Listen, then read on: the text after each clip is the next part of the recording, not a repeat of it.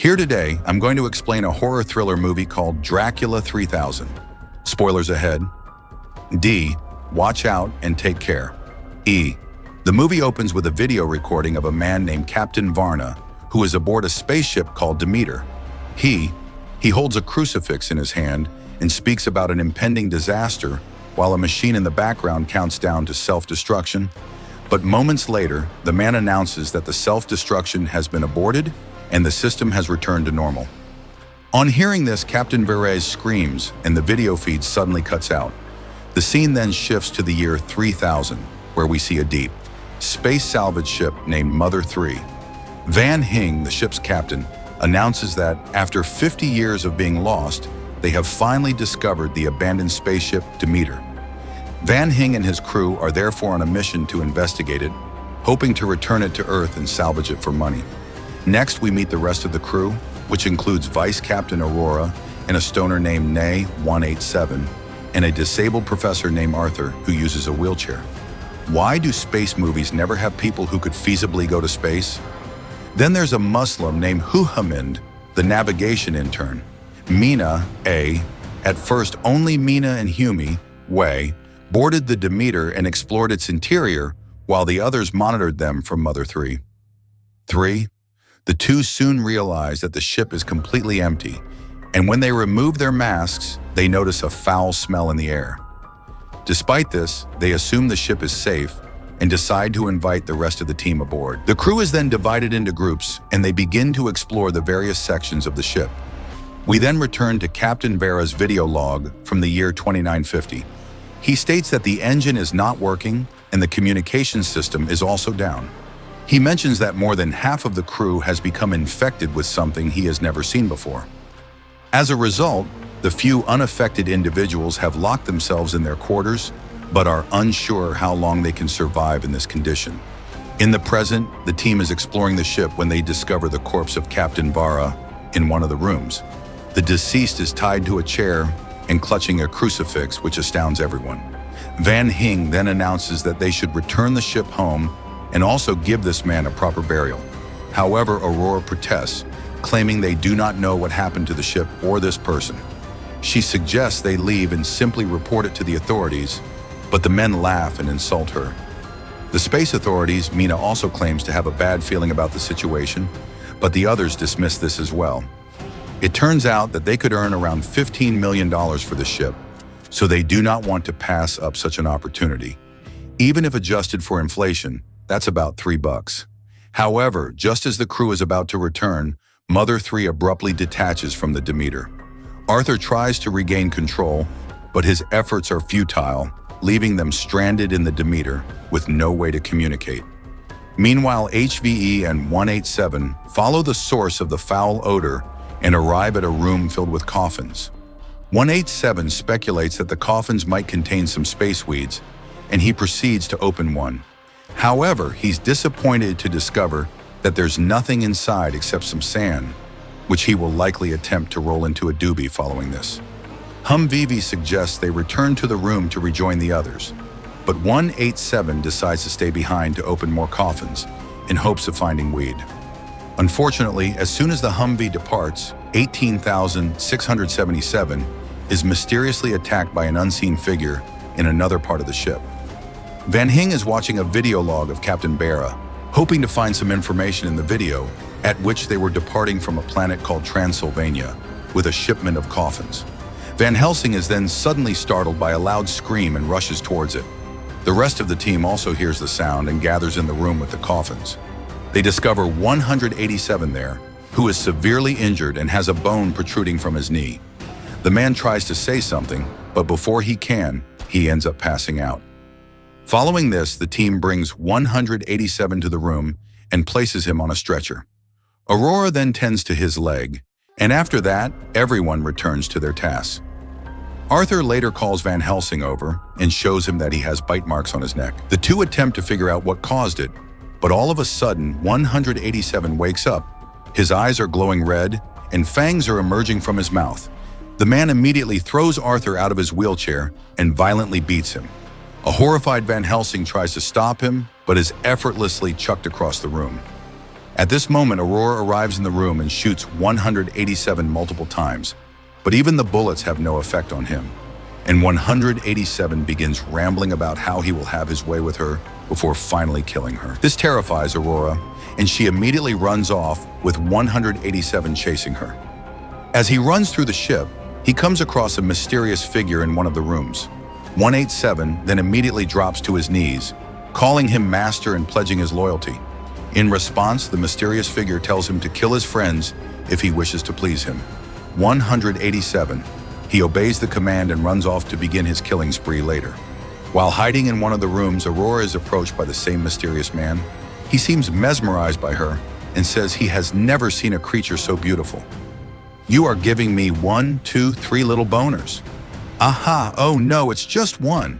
She asks who he is and what he wants, so he introduces himself as Count Orlok. After creepily caressing her body, he approaches Aurora's neck to bite her. But the scene abruptly cuts before we can see what happens elsewhere.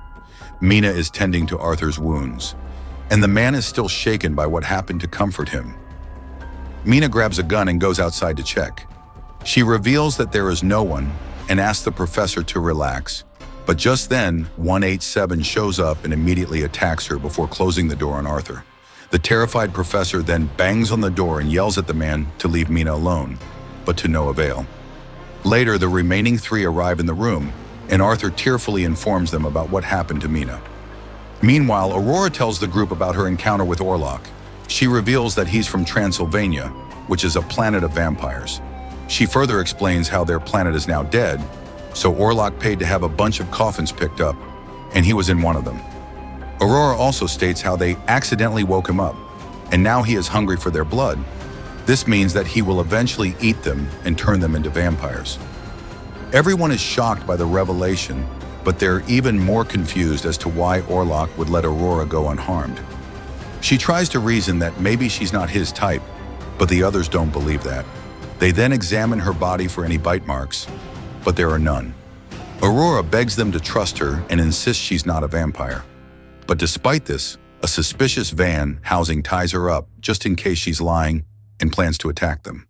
He then orders Hanvi to keep an eye on her while he and Arthur go out to the main deck to start the ship.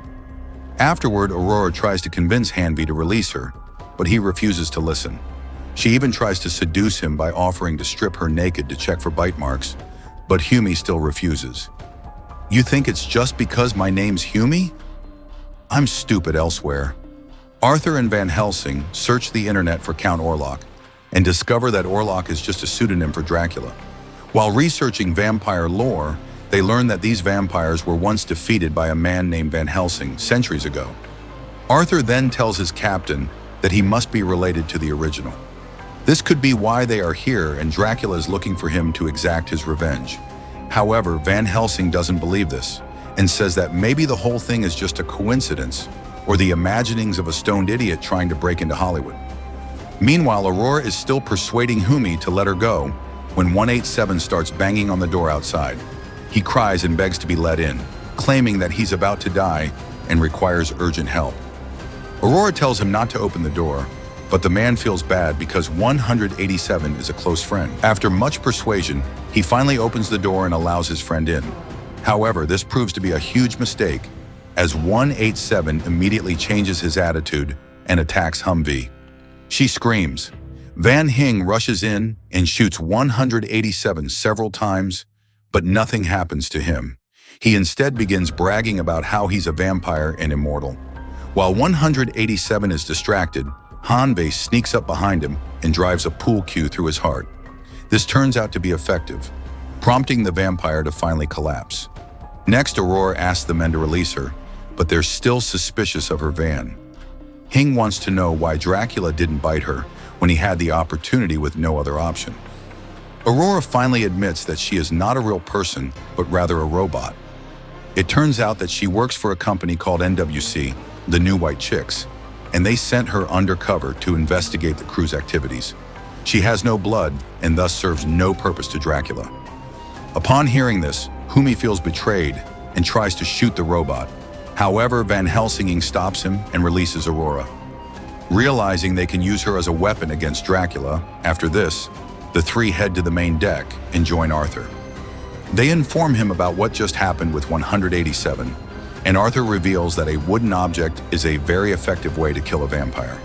He also mentions that other methods include the crucifix and sunlight, which vampires are terrified of. The crew thus decides to point the ship toward a binary star system near the sun to finally get rid of the vampire. However, it turns out that it will take them 13 hours to get there. So Aurora and Van Helsing decide to go find some more wooden objects. They manage to find several billiard cues and head to the room filled with coffins to find Dracula. The two start opening the coffins one by one, but the majority of them are empty. At one point, they come across their own friend Mina lying in a coffin, but before she can cause any real damage, Aurora pierces her heart with the billiard cue.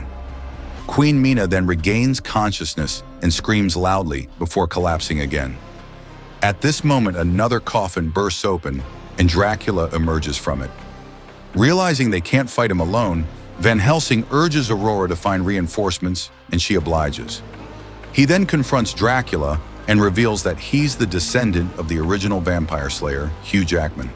Surprisingly, instead of being afraid, Dracula is overjoyed as he can finally exact his revenge for the deaths of his family members. Meanwhile, Aurora arrives at the main deck and begs for Hum's help, but he thinks it's the vampire messing with him again and refuses to come out. In the end, a frustrated Aurora takes the crucifix from the former captain's corpse and sets out to kill the vampire herself. Humi also changes his mind a while later and goes after her. Meanwhile, Arthur becomes terrified and begs them not to leave him alone. He struggles to drag his wheelchair and tries to follow them, but he soon encounters Dracula. Arthur pleads for mercy, and Dracula promises that he won't hurt him. He also says he can give him new legs and allow him to walk again, which gives the professor hope. Dracula then extends his hand to him, saying, "Come to me," and the professor reaches out for it without hesitation. On the other hand, Aurora and Humi finally return to Van Helsing, who is badly injured. They try to help him up, but Van Helsing's face suddenly turns sinister. It turns out that he has also become a vampire and proceeds to attack them. He is about to bite, but Aurora pulls the billiard cue from Mina's body and drives it into Van Helsing, killing him. This act revives Mina once again, and she attempts to attack Aurora. However, the brave robot uses her crucifix to keep the vampire away.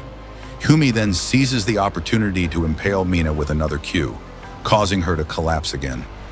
Later, when the duo returns to the deck, they find the professor passed out. Not knowing what to do, Aurora repeatedly stabs him with the crucifix. Arthur wakes up for a few seconds before collapsing, and it turns out he had already transformed into a vampire at this moment. A furious Dracula proceeds to enter the deck, and the duo tries to stop him. In the end, they successfully manage to close the door on Dracula, cutting off his arm in the process, and as the Demeter draws closer to one of the binary stars. Humi and Aurora confess to each other that neither knows how to pilot the ship. However, the two are at least relieved by the fact that Dracula's plan to infiltrate Earth has failed. Aurora then reveals that before she was a narc, she was a pleasure robot, and suggests they become intimate. This is music to Humi's ears, and they thus spend the last few hours of their lives making love. Later, we see a video log of Captain Varna one last time, where he announces his intention to sacrifice himself and his ship. The movie then ends with Deer finally reaching the binary star. However, since they don't know how to steer it, the spaceship explodes, killing everyone on board, including Humvee, Aurora, and Dorlock.